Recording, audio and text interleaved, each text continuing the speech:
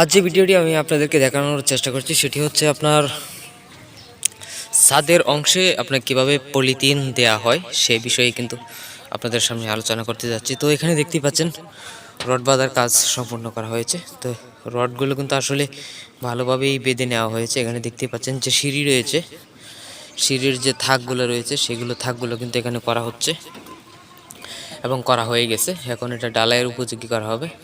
তো এখানে কিন্তু উপরের তলার যে সিঁড়িগুলো রয়েছে সেটার রডগুলো বের করে দেওয়া হয়েছে।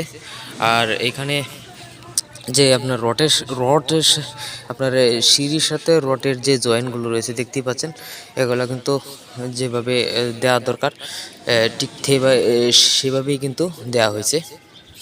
আর এখানে দেখেন, আমি আপনাদেরকে দূর থেকে দেখানোর চেষ্টা করছি।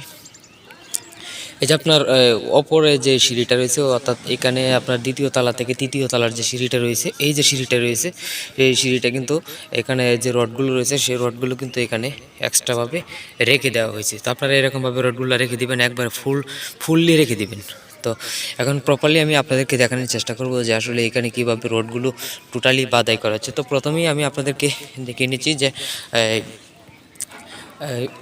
বিল্ডিংয়ের যে আপনার সাইটের যে অংশটুকু যে রডগুলো রয়েছে সেগুলো কিন্তু আপনার যে গ্রেড বিম রয়েছে, গ্রেড বিমের সাথে কিন্তু এভাবে জয়েন করে দেওয়া হয়েছে। আপনারা দেখেন, ভালোভাবে দেখেন, এরকমভাবে দিয়ে আপনার এদিকে অল্প একটু বের করে দেওয়া হয়েছে। তো এখানে কিন্তু এরকমভাবে আপনার সাইডের যে আপনার আপনার ছাদের যে আপনার সাইডের অংশে যে আপনার বিমটা রয়েছে, ছাদ বিম, সাইডে যে আপনার যে নকশাগুলো করা হবে সেটা কিন্তু এখানে করা হবে, ঠিক আছে। তো এখানে কিন্তু আপনার এই রডগুলো বাহিরে বের করে দেওয়া হয়েছে। তো আমি আসলে যে বিষয়টি নিয়ে আলোচনা করছি যে আপনার কীভাবে আপনার এই রডের ছাদের যে রড বাঁধার কাজ শেষ হওয়ার পরে সেন্টারিংয়ের পরে কীভাবে পলিথিন বিছানোর সঠিক নিয়ম সেই বিষয়ে আলোচনা করতে যাচ্ছি। তো তার আগে কিন্তু আপনাকে অবশ্যই জানতে হবে যে রডগুলো কীভাবে পরিপূর্ণভাবে বাঁধা হলে এবং করা হলে তারপরে কিন্তু আপনাকে এরকমভাবে পলিথিন দিতে হয়। তো এখানে প্রথমে আমি এই বিষয়টি নিয়ে আলোচনা করব রড সম্বন্ধে, তারপরেই কিন্তু এই পলিথিন কীভাবে বিছানো হয় সেই বিষয়ে কিন্তু আমি আলোচনা করে ভিডিও শেষ করে দেব। তো এখানে দেখতেই পাচ্ছেন যে রডের যে বাহিরের অংশটুকু রয়েছে সেটা কিন্তু এরকমভাবে কাঠ দিয়ে কিন্তু আপনার রাখা হয়েছে এবং এখানে রডগুলো বাহিরে এক্সট্রাভাবে রাখা হয়েছে। তো শুরুতেই আমি আপনাদেরকে আরেকটা জিনিস দেখে নিচ্ছি। এটা হচ্ছে আপনার সাইটের যে আপনার গ্রেড বিম, আপনার এই আপনার ছাদের যে বিম রয়েছে সেই বিমটা কিন্তু ছাদ বিম যেটাকে বলা হয়। এখানে কিন্তু সাইডে শুধু কাঠ দিয়ে কিন্তু আটকে দেওয়া হয়েছে, পুরোটাই কিন্তু এরকম সিস্টেমভাবে কিন্তু আটকে দেওয়া হয়েছে, আপনারা দেখতেই পাচ্ছেন। তো এরকমভাবে কিন্তু পুরো ছাদ জুড়ে কিন্তু এরা দেখেন বিমে আপনার খুব সুন্দরভাবে কিন্তু রডগুলো বাঁধাই করা হয়েছে। তো অনেকেই অনেকভাবে রড বেঁধে থাকেন, আপনারা দয়া করে রডগুলোর যে আপনার সাইড জয়েন্ট রয়েছে সেগুলো একটু ভালোভাবে দেখে নেবেন। কারণ রডের সাইডে যদি আপনার জয়েন্টগুলো ভালো না হয় তাহলে সেক্ষেত্রে কিন্তু পরবর্তী সময় যখন আপনার এটা ডালাই করা হয় তখন কিন্তু এটার যে সাইডের যে এই রডগুলো যদি আপনার অতিরিক্ত আপনি রেখে দেন তাহলে কিন্তু আপনি যখন এটা ডালাই করা হয় তখন ডালাইয়ের পরে কিন্তু রডগুলো বাহিরে বেরিয়ে থাকে। তো সেই ক্ষেত্রে আপনাকে অবশ্যই রডগুলোকে অবশ্যই ভালোভাবে কেটে নিতে হবে এবং কেটে নেওয়ার পরে এরকমভাবে আপনার যে সামনে যে নকশাগুলো করবেন, সামনের যে নকশাগুলো করবেন সেই নকশাগুলো কিন্তু এরকমভাবে অটোমেটিক হয়ে যাবে। শুধু আপনাকে ফ্রেমটা করে দিলেই হবে যে কীরকমভাবে আপনি নকশাটা করতে চাচ্ছেন। তো পরবর্তী সময় যখন ছাদ ডালাই হয়ে যাবে তখন এটি খুলে ফেলার পরে কিন্তু আপনি এটা শুধু প্লাস্টার করে দিলেই কিন্তু হয়ে যাবে। তা আমি আপনাদেরকে এখন ঘুরে ঘুরে বাড়ির ছাদের যে আপনার সাইডের অংশটুকু রয়েছে সেটুকু দেখাচ্ছি। তো প্রায় আমার দেখানো প্রায় শেষ। তো আমি এখন আপনাদের সামনে আলোচনা করব যে আসলে কীভাবে পলিথিন ইউজ করে। তো তার আগে পুরোটা আমি আপনাদেরকে দেখিয়ে নিচ্ছি। তো এখানে কিন্তু রডগুলো ভালোভাবে বেঁধে নেওয়া হয়েছে। তো আমরা অনেকেই রডগুলো ভালোভাবে বাঁধি না, একটা রড বাঁধা হয়ে গেলে আরেকটা রডগুলো কিন্তু আপনার তার দিয়ে জয়েন করি না। তো এখানে কিন্তু আপনার সিঁড়ির যে রডগুলো রয়েছে সেগুলো কিন্তু এখানে ভালোভাবে করা হয়েছে। তো এখানে দেখেন শুধু গ্রেড বিমের সাথে কিন্তু এক্সট্রা দুটো করে রড কিন্তু কি সুন্দরভাবে দেওয়া হয়েছে, এখন কিন্তু এটা ঢালাই হবে। তো এই বিষয়গুলো আপনারা ভালোভাবে মাথায় রাখবেন। আর অবশ্যই আপনার বিমের মধ্যে কিন্তু আপনার পলিথিন দিতে হবে, ঠিক আছে, সেই বিষয়টা কিন্তু আপনাকে মাথায় রাখতে হবে। তো দেখতে পাচ্ছেন এখানে যে সিঁড়িটা রয়েছে, সিঁড়ির কাজগুলো কত করা হয়েছে। তো একটি সিঁড়ি করতে কত টাকা খরচ হয় এবং একটি সিঁড়ির কতটুকু রড লাগে সেই বিষয়ে জানতে হলে অবশ্যই কমেন্ট করুন এবং আমি আপনাদেরকে বলার চেষ্টা করব। আর বিশেষ কথা হচ্ছে আপনার এই যে ছাদটা দেখতেছেন, এই ছাদটা আসলে কত টাকা খরচ হয়েছে এবং একটি এটা হচ্ছে আপনার 4 তলা বিশিষ্ট একটি বিল্ডিং। তো এখানে আপনার 6 বেডরুমের কিন্তু এই বিল্ডিংটা, ঠিক আছে, আপনারা দেখতে পাচ্ছেন এটা কিন্তু 6 বেডরুমের বিল্ডিং। তো এখানে কিন্তু আপনার যে আমি এখন যেই তলায় দাঁড়িয়ে আছি সেটা হচ্ছে আপনার 2 তলা।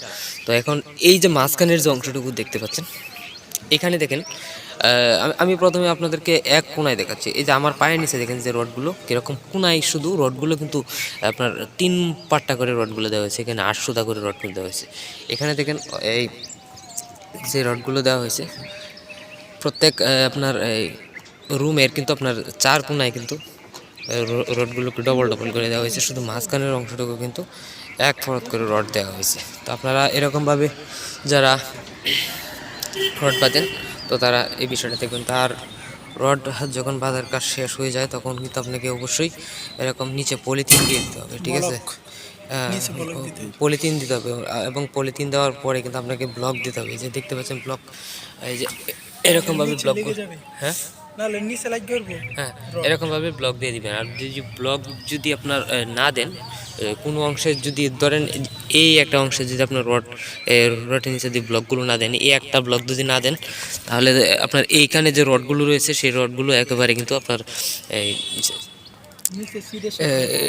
নিচে কিন্তু আপনার সিটের সাথে কিন্তু লেগে যাবে। তো সেক্ষেত্রে কিন্তু ঢালাইয়ের পরে কিন্তু রডগুলো কিন্তু আপনার দেখা যাবে এবং সেই বিষয়টা কিন্তু আপনাদেরকে মাথায় রাখতে হবে। এবং যারা এই ছাদ ঢালাই করবেন অবশ্যই ছাদ ঢালাইয়ের আগে ব্লকগুলো ঠিকঠাক আছে কিনা এবং পলিথিন কোন জায়গায় ছিঁড়ে গেছে কিনা সেই বিষয়টা ভালোভাবে দেখে নেবেন। এবং পলিথিন যদি ঠিকঠাক থাকে এবং গ্রেড বিম এই আপনার যে বিমগুলো রয়েছে বিমের ভিতরে পলিথিনগুলো ঠিক আছে কিনা এবং প্রত্যেকটা রড জয়েন্টের সাথে আপনার কোনো ধরনের তার এই যে আপনার যেভাবে বাঁধা হয়েছে সেগুলো কি ঠিকঠাক আছে কিনা সেগুলো দেখে নেবেন, ভালোভাবে চেক করে নেবেন। ঢালাইয়ের আগে অবশ্যই আপনাকে ব্লকগুলোকে বারবার করে চেক করে নিতে হবে এবং কি আপনারা যদি পারেন তাহলে অবশ্যই সুতা দিয়ে ভালোভাবে এটা আপনার মেপে নেবেন এবং ওয়াটার লেভেল করে নেবেন এবং ভালোভাবে সুতা ধরে দেখে নেবেন যে কোনো জায়গায় আপনার উঁচা নিচা আছে কিনা, রোডগুলো কোনো জায়গায় তেরা বেঁকা আছে কিনা, কোনো জায়গায় ডাউন হয়ে গেছে কিনা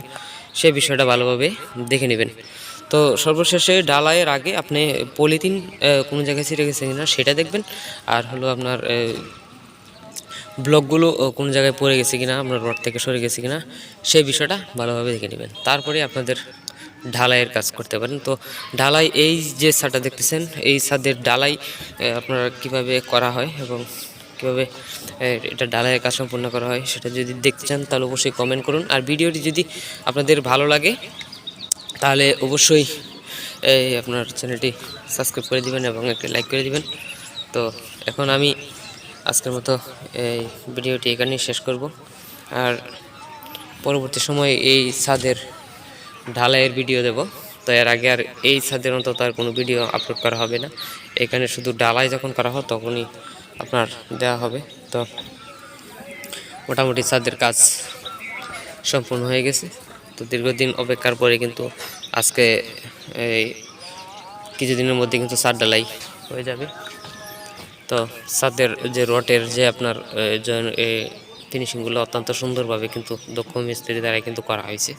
তো যারা বিল্ডিং করতে চান নেত্রকোনার ভিতরে যারা বিল্ডিং করতেছেন, যদি ওনাদেরকে দিয়ে করাতে চান তাহলে অবশ্যই আমাকে কমেন্ট করবেন এবং আমি ওনার সাথে আপনাদের যোগাযোগ করিয়ে দেওয়ার চেষ্টা করব। তো ছাদের পুরো অংশটুকু কিন্তু সুন্দরভাবে কিন্তু আপনার ফিনিশিং করা হয়েছে। তো এরকমভাবেই কিন্তু করা হয়েছে। আর এখানে পুরো আপনার ছাদের যে আপনার রডের নিচে কিন্তু ওই পলিথিন দেওয়া হয়েছে। তো এভাবেই কিন্তু করা হয়েছে এবং এখন ছাদ ঢালাই করা হবে আর সিঁড়ির অংশটুকু ঢালাই করা হবে। তো আজকের মতো বিদায় নিচ্ছি, ধন্যবাদ সবাইকে।